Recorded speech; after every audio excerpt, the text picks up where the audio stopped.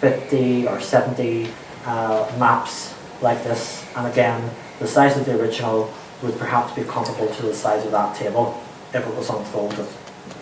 These are in mint condition. They're accessed usually by local historians or people from that area. But again, given what we have across Northern Ireland, you may not find your area, but you may find some maps, original estate maps, whether they're small, discrete items, or large, more impressive material like this relating to your area, which is what's wonderful. And then we do have other maps from other sources. So we talked about the valuation maps, Ordnance survey, and the landed estate maps. But then PRONI also holds sort of odds and sods from here and there that have been acquired over the many years that we've been going. And this map was commissioned by originally we got it from the Department of the Environment, believe it or not. So Planet Belfast 1790. But it came from the Belfast Charitable Institution, or Clifton House. And they have indicated themselves at the top of the map, but they were responsible for laying the water courses in Belfast and the sewer works and so on. So they were devising this as a plan for their waterworks, you might say, for Belfast. And they're very much involved with charitable work, improving the life of Belfast in the late 18th century, with the Ben brothers, who were very much to the fore in that. So this original one is here.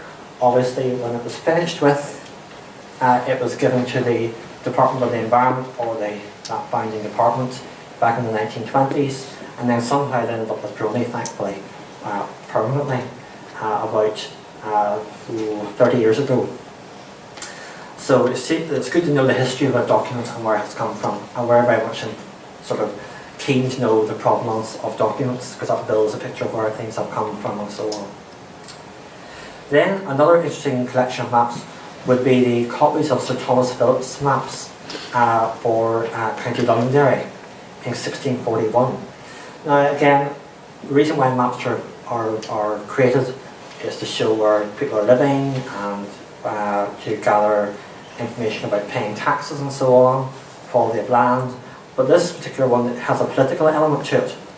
And many of you will know Sir Thomas Phillips was, before the London companies were given the charter to establish Londonderry and County Londonderry and so on, Sir Thomas Phillips was involved in the creation or the establishment of Coleraine. And he was then ejected from that, and it was given to the London companies to establish and so on, according to the plantation rules. And in a way, he was put off his land, and he then, much to his disgust, he had lost a lot of money, investing all his money into this creation of Coleraine, which didn't happen.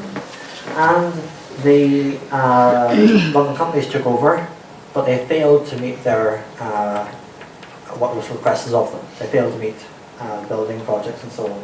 So Thomas Phillips, as a payback, he commissioned maps to show Charles I what they had failed to do, or what the London companies had failed to do. And this was really evidence presented to Charles I to say, I have been done out of money and so on, investment, and the London companies have failed to do what was asked of them, and here is the evidence. So the maps were in great detail, but if you go through them, it will show you falling down houses and houses in disrepair and so on. So it's more a political reason for these maps being created, which sometimes gets forgotten about as to why.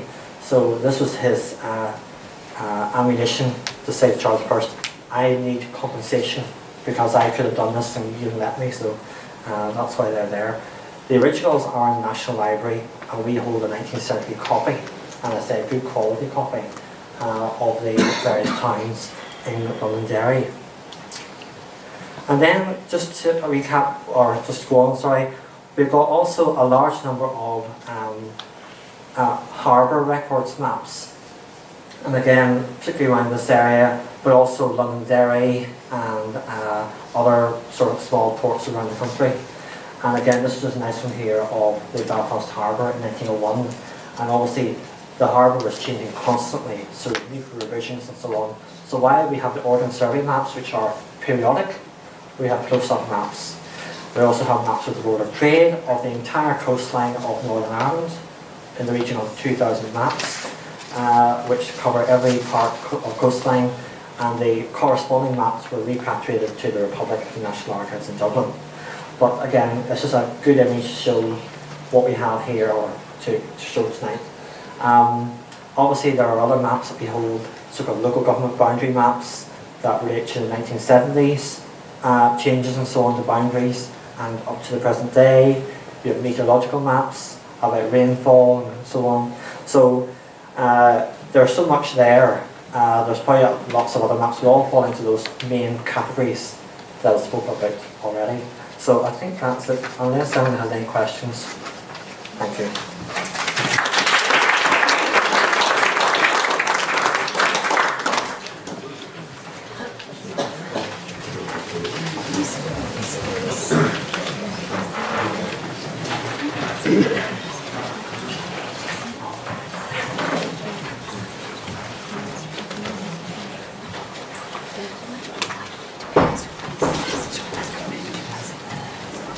Good evening, everybody. I think I can safely say I drew the short straw tonight, following on from my three colleagues and their excellent talk.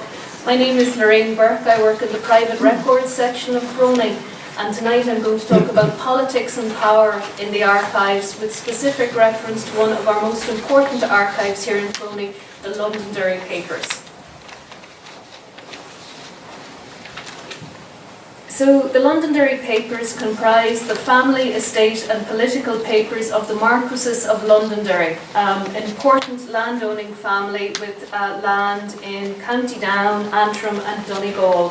Here we have an estate map, a map of Cumber County Down, and you see the little inset here is a list of tenants' names from the map. So it's just a reminder that the estate records aren't just an insight into the life of the great and good. Through rentals, leases, maps, we also get an insight into the tenants, the everyday people who lived on the estate. Here. So the Stuarts, their principal seat, probably lots of people here recognise this, the principal seat from the mid-18th century was at Mount Stuart. Beautiful, beautiful house built in the 1770s, 1780s and enlarged and modified in the early 19th century and beyond. The Londonderry Papers, I should say from the outset, it's sort of a collective term for 4 or 5 major collections that we hold here in PRONI. 4 of the collections are in public ownership, in PRONI's ownership. 3 of them we purchased just last April, thanks to funding from the Department of Culture, Arts and Leisure. So we're in the middle now of improving the catalogue descriptions and housing of that major archive and making sure that it's publicly available, that everyone can come and see it. So we'll just go through this here. I've handed around a handout there so you don't have to worry about making notes of the different catalogue reference numbers. The main components of the Londonderry Papers, D654, which are the records of the Londonderry Estate Office at Newtonards in County Down. So again, records there would include rentals, maps, leases, that sort of thing. And I know at least one person in the audience here will be involved in an archaeological survey in Mount Stuart in the summertime, so hopefully some of the information in that estate archive will be of use. D3030, the records of the second Marquess of Londonderry, better known as Lord Castlereagh. D2846 relates to Theresa, Marchioness of Londonderry, the wife of the 6th Marquess. D3099 relates to the papers of the 7th Marquess and his wife, Lady Edith. And at the moment, this is the archive that we're focusing on in PRONI. Prior to purchasing the archive, large sections of this particular archive were closed to the public because of the wishes of the depositor. So at the moment, we're improving the catalogue descriptions and all the time rolling them out, making the material publicly accessible. The final archive there, and again it's on your handout, D4567, is an absolutely beautiful collection. Unfortunately not in public ownership, but we do hold it on indefinite loan. It's a series of photograph albums and loose photographs relating to the life, times, travels, work, interests of the 7th Marquess and his wife, Lady Edith. And they're an absolutely stunning, beautiful visual accompaniment to D3099, to the paper record. So a beautiful, beautiful collection, and one that we're delighted to hold. So in terms of power and politics, the influence of the Stuart family extended far beyond their home in Mount Stuart. Members of the family played a very important role in the political life, not just in Ireland, but in the UK and in Europe, from the 18th centuries to the 20th centuries. Here we have in the background a portrait of the second Marquess, better known as Lord Castlereagh, and in the foreground, Lady Edith, wife of the seventh Marquess. So some of you may have seen a very good documentary that aired last year, produced by Double Band Pictures, about Lord Castlereagh, which very much drew upon the primary sources, the archives that we hold here in PRONI. So it's an example of how talented people can bring the paper to life, can bring the paper record to life. A very good documentary. If you didn't get a chance to see it, well worth watching. So Castlereagh, as everyone knows, probably early in his career he was Chief Secretary for Ireland, played an important role in putting down the 1798 rebellion, and instrumental in passing the Act of Union in 1800. He was Foreign Secretary in Britain from 1812 until 1822, and is best remembered for his role in bringing about the peace negotiations after the defeat of Napoleon at the Congress of Vienna. In 1822, after suffering from ill health, stress, overwork and paranoia, he committed suicide. So his half-brother, Charles William Stuart, became the third Marquess of Londonderry. And it was really the third Marquess that solidified and expanded the immense fortune of the Londonderry family. Okay, so it's really down to the third Marquess due to his business head, I suppose, and also a very favourable marriage. I should say the third Marquess, he was a soldier and politician like his brother. His most notable role was as ambassador to Vienna from 1815 to 1824. He was actually at the Congress of Vienna with his brother, Lord Castlereagh, but I'm afraid he had a bit of a bad reputation for loutish behaviour, drinking and womanising, unlike Lord Castlereagh.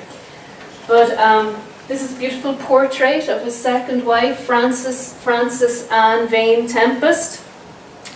Frances Anne Vane Tempest, one of the wealthiest heiresses of her time, an annual income of £60,000, probably 3 times the amount of Charles. Vast wealth, largely drawn from land, but more importantly from the family's coal mines in Durham. And she also, I should say, at a later stage in 1834, she inherited land in County Antrim from her maternal grandfather, the Marquess of Antrim, excuse me. So this beautiful engagement portrait was painted by Sir Thomas Lawrence in 1818, when Frances Anne became engaged to Charles. There's a lovely story behind the portrait.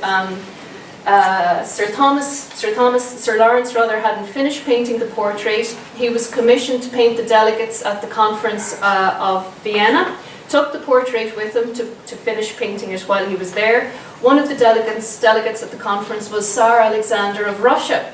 He was getting his portrait painted, saw the portrait of Frances Anne and fell in love with it. Asked Sir Thomas who was the subject. Sir Thomas wouldn't tell, gave a fake name. Asked could he buy it. Sir Thomas wouldn't sell it. But Alexander insisted that the portrait remain in front of him while his own painting was being painted. So he fell in love with the subject straight away. Charles and Frances Anne married the following year. They married in 1819. She was just 19 years old, but here a wealthy heiress, as we said.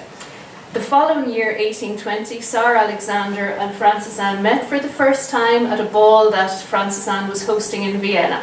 So he finally met the subject of the painting, found out her true identity, and they became great friends. It was platonic, but he was infatuated with her and gave her beautiful gifts of jewellery that stayed in the Londonderry family up until very recently. Actually, I think in the previous photograph, some of the jewels that Lady Londonderry, the 7th Marchioness, is wearing come from Frances Anne. Frances Anne, probably lots of you recognise, we tend to use this image a lot. This is a detail from Frances Anne's travel journal. She and her husband travelled extensively in the 1930s. They travelled first of all to the court of St. Nicholas I in St. Petersburg, then on into Europe, the Middle East and even Africa.